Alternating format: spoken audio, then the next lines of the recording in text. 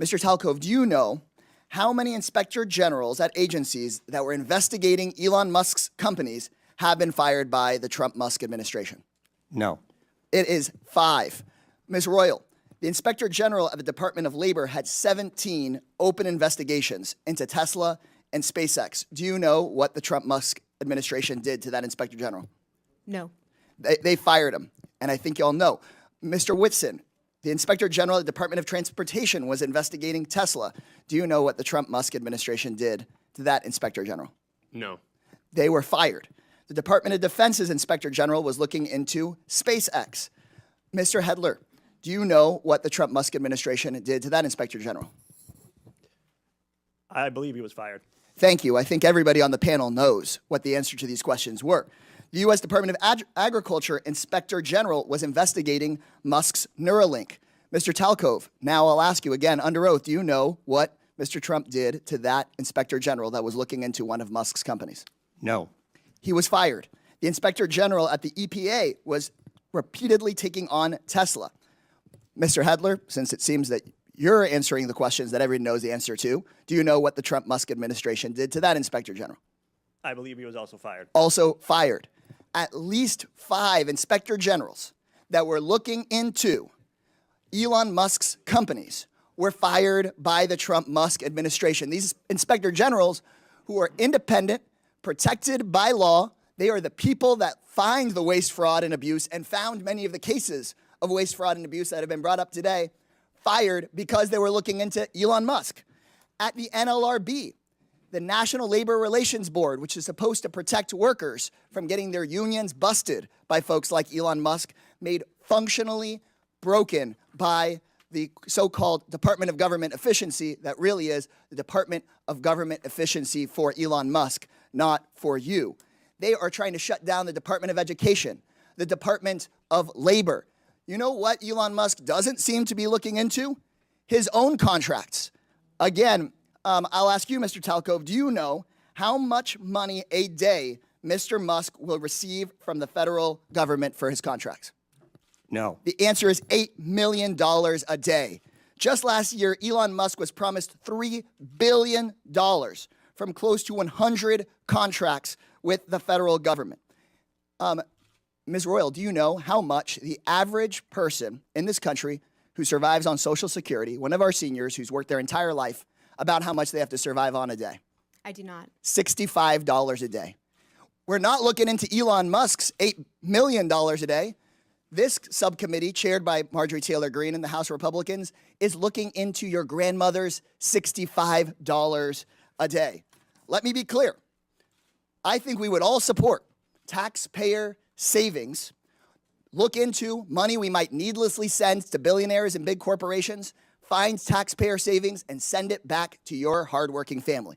But instead, what House Republicans and the Trump-Musk administration want to do is they want to look into your kids' lunch money, your kids' teacher's salary, into your grandparents' Social Security. They want to take that money and give it out in billionaire tax cuts, and they're talking about that in committee tomorrow, in Budget Committee tomorrow. They just released their plan. So let me be clear. When Republicans talk about government efficiency in this Congress, they're not looking into billionaires who don't pay their taxes. They're not looking into billionaires who get rich off of government contracts. They're not looking into Elon Musk firing watchdogs who are supposed to keep him accountable. They're looking at cutting your public schools. They're going straight for your Social Security. They're coming straight for cancer research. They're coming straight for the Department of Education. They're not looking at big tech. They're not looking at big pharma because those people fund their campaigns. If this committee were serious about rooting out waste from our federal government, then today's whole hearing would be about how Musk and Donald Trump are firing the independent watchdogs who've done this work for decades. Instead, my Republican colleagues' actual goal on this committee is to distract from Trump and from Musk's corrupt war on accountability. This will not be a subcommittee dedicated to making government efficient for everyday people. It's about helping Elon Musk and Donald Trump be as efficient as possible in robbing our government and handing out our government services to the rich. So this seems that this subcommittee is just going to be like the agency it's named after. The gentleman's a sham, time has expired. a total sham. The American people are $36 trillion in debt. it certainly seems reasonable that someone has been fired. I find it ironic, of course, that our chairwoman, Congresswoman Green, is in charge of running this committee. Now, in the last Congress, Chairwoman Green literally showed a dick pic in our oversight congressional hearing, so I thought I'd bring one as well. Now, this, of course, we know is President Elon Musk. He's also the world's richest man. He was the biggest political donor in the last election. He has billions of dollars in conflicts of interest, and we know that he is leading a power grab, also abided by and encouraged by Donald Trump and, of course, the chairwoman, Congresswoman Green. But I also want to run through what DOGE actually is going to do. It's a demolition plan that's going to run through our government. DOGE is trying to abolish the Department of Education. That means opportunities denied to kids. It means you're ripping away opportunities for children with disabilities who are dependent on this money. You're also halting medical research, which is also critical, which we have to also stop. The idea that we're going to eliminate or destroy the Department of National Institutes of Health, NIH, is crazy. Let's talk about the Department of Labor. We're talking about protections for working people across this country, where people can actually complain about abuses their companies are making against them and their coworkers. Workers are now going to be in danger. And let's also talk about the Consumer Financial Protection Bureau, another huge issue for us. Think about the scammers and fraudsters that will be empowered across this country because Elon Musk wants, essentially, these companies have more power over consumers and over people across this country. Look at the Centers for the Centers for Medicare and Medicaid Services. That is actually what's being discussed partly today. Healthcare, we're talking about being denied to millions of poor people, working class people across this country. And now, of course, they're on to their largest target, the U.S. Social Security Administration. We're talking about the destruction of the actual social safety net in this country. We know that 1 in 5 Americans collect Social Security, seniors, disabled people. This entire plan is about hurting the American social safety net and destroying our institutions. And it's important that we actually call out what is happening at this subcommittee. This is not about working with the richest man on the planet. This is actually about empowering. This committee wants to empower the richest person in the world to hurt people so they can take all of this money that they so-called want to save and then give it to themselves, their companies, and their billionaire friends. That is the attack that is happening in this committee and across this country, and it's important that we call it out. We also know, of course, that Elon Musk is sending his unqualified DOGE staff to carry out this agenda across all these agencies. And in some cases, actually teenage staffers. No accountability, no experience, and problematic records.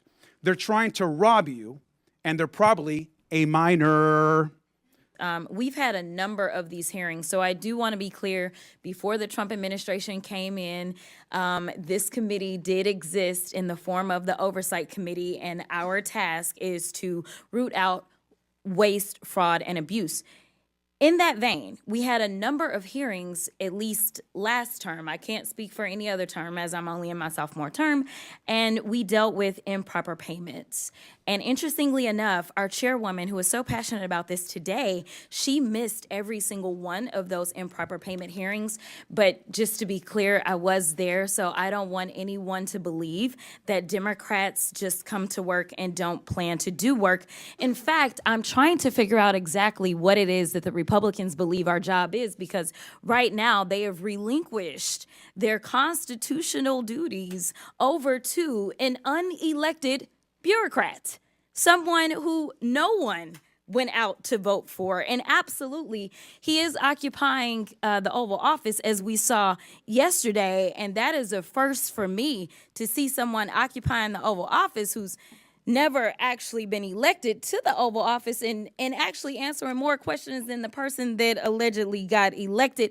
But for whatever reason, this is the first time we're having a DOGE subcommittee hearing, and that guy's not here. Instead, we have y'all. So I do want to thank you for coming. But I will say this. It's also interesting to me that in the first few days of DOGE existing, we know that They are trying to get rid of the Department of Education, USAID, Consumer Financial Protection Bureau. They're laying off FAA workers. They are going after the FDA, the CDC, the HHS, the FBI agents, and they're talking about getting rid of FEMA. And they brought y'all in. And I am going to say that I actually was shocked that there was only one person that seemed like he was an overt Trumper as you laid out your opening remarks, because I anticipated that at least one of y'all would say, yes, what Elon is doing is exactly what we would prescribe. But instead, I will applaud you because you actually were focused. You talked about what the American people are looking for us to do. We've actually consistently on this side of the aisle promoted this idea of making investments into technology so that we can do things such as, say, look at the Department of Defense. The Department of Defense that takes up approximately, 50% of our discretionary income. Or our discretionary spending, approximately 50% goes to Department of Defense. Department of Defense has not been able to pass an audit in the last 6 audits, and we're not talking about pennies. I understand that we want everything to be perfect, and if we could get all waste, fraud, and abuse out, that would be fantastic. But let me talk about the big numbers. The big numbers are on that side. When we look at, say, our entire workforce, our federal workforce, as we're trying to somehow fire all of them, they don't even make up a total of 5%. It's even less than that when we look at our budget. But let's talk about defense. That just happens to be the same side of the ledger that Mr. Musk gets the vast majority of his money from. In fact, at the same time that they were unlawfully, and we will stay in court, because on this side, we believe in law and order. We believe in, a number of us are actually lawyers, but nevertheless, we understand the Constitution. We believe in that as well. And so there's things such as, impoundment, right? Because as Mr. Whitson said, he said, we need to return the power of the purse to Congress. It never left. According to the Constitution, that's where it's at.